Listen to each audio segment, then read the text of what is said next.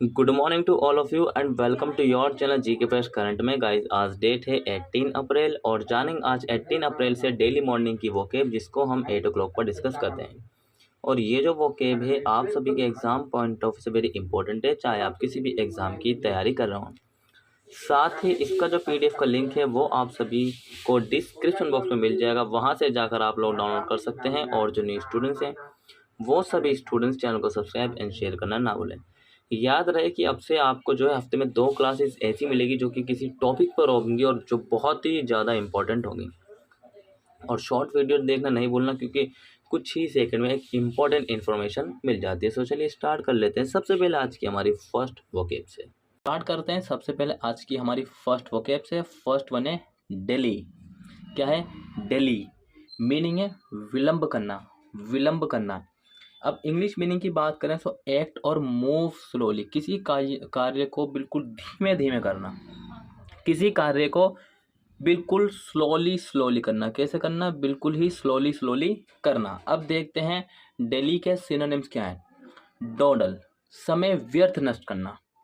डेले, delay मतलब होता है दूर, सॉरी डेले नहीं, डिले मतलब होता है देरी। और लोइटर का मतलब होता है टाल मटोल करना। जैसे कि फॉर एग्जांपल आपके पेरेंट्स ने आपसे कुछ वर्क करने के लिए कहा और आप उसको टाले ही जा रहे हो, टाले ही जा रहे हो, टाले ही जा रहे हो।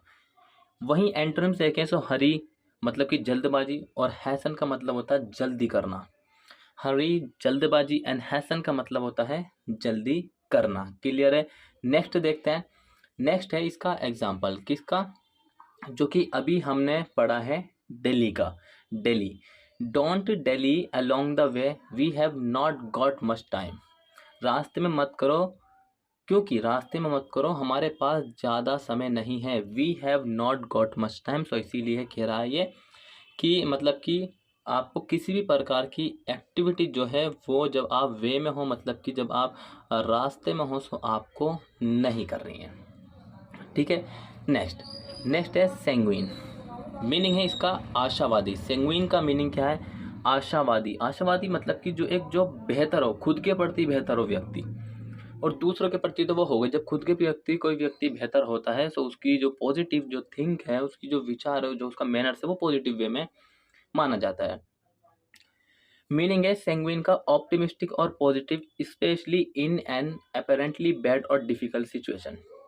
चलिए अब इसको जानते हैं, इसके बारे में।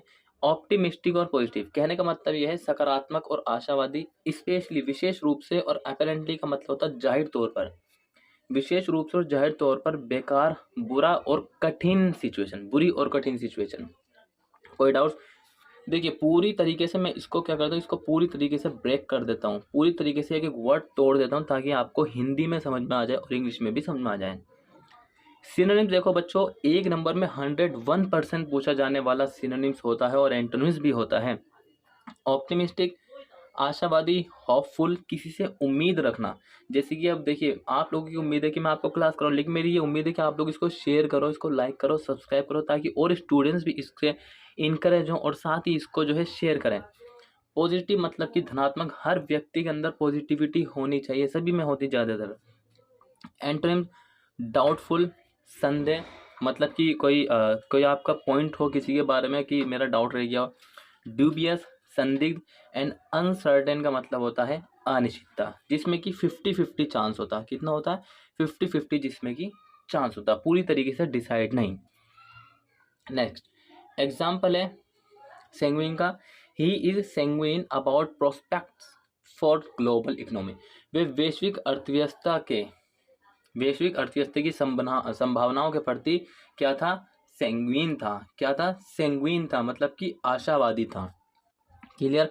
और अगर अभी तक आप सभी ने चैनल को सब्सक्राइब नहीं किया तो भाई सबसे पहले चैनल को सब्सक्राइब कर लो, साथ ही शेयर कर लो, एंड लाइक और डिसलाइक आप कुछ भी कर सकते हैं। और कमेंट सेक्शन में कमेंट करके आपको ये जरूर बताना कि आपको कौन सा वोकेब बढ़िया लगा इन पांचों में से, और कौन सा डिफिकल्ट।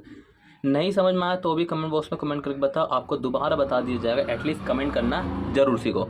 अगर आप पढ़ने के बावजूद भी रेज हैंड नहीं करते, ठीक है, अगर हाथ नहीं उठाते, ठीक है, तो आपका जो है पढ़ना ठीक नहीं है। माना जाता है कि पढ़े लिखा इंसान सबसे ही अलग होता है।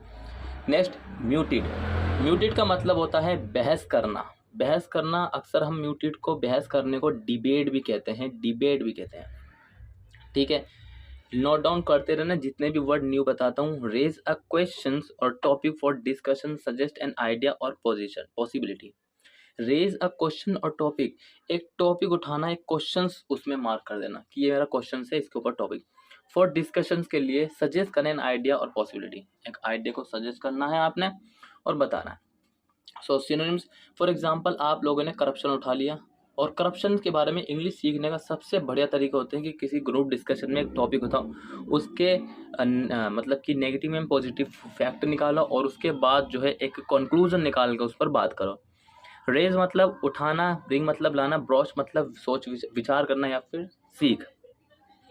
एंटोनिम्स, हश्ड अप, दबा कर दिया, क्वाइट इट, शांत, खत्म। ठीक है, क्लियर है। नेक्स्ट देखते हैं। नेक्स्ट है the idea was first mooted as long ago as the 1840s, मतलब कि सबसे पहले विचार जो 1840 के दशक में आया। The idea was first mooted as long ago as the 1840s, मतलब सबसे पहले विचार जो 1840 में आया। क्लियर है। सो दोस्तों क्लियर है आपका, फटाफट से एक थंबनेल्स भेज दिए, थंब कर दीजिए कि हाँ जी सर समझ में आ गया है, ताकि इसी तरीके की वीडियो बनाते रहें। और ध्यान रखना कि आपके लिए जल्दी मैं ज्योग्राफी की क्लास जरूर लेके आऊँगा, ये मेरा वादा है आपसे। ठीक है, जैसे कि आपको पता है कि कल सर ने आपको करंट अफेयर कराई थी और वो बहुत ही अच्छे इनिशिएटिव है आपके लिए, ताकि आप एग्जाम में बेहतर कर सको। फ्राइडे सैटरडे को आप क्लास मिलती, कभी कभार सैटरडे को नहीं मिलती। ठीक है, उसके लिए भी हम खैर चाहते हैं, सॉरी, लेकिन आपको क्लास हर मिलेगी। ठीक है, करंट अफेयर देखिए, वीकली करंट अफेयर सर ने स्टार्ट कर दिया और आपको डेली करंट अफेयर और वोके मिलती है, तो 2 पोर्शन यहाँ पे कवर हो जाते हैं। नेक्स्ट है वॉल्यूबल, वॉल्यूबल, बातनी, बातनी मतलब जो कि बक ज़्यादा बात करते हो। Of a person talking fluently, readily, in or incessantly. Fluently का मतलब होता है लगातार, इंसेसेंटली का मतलब होता है लगातार।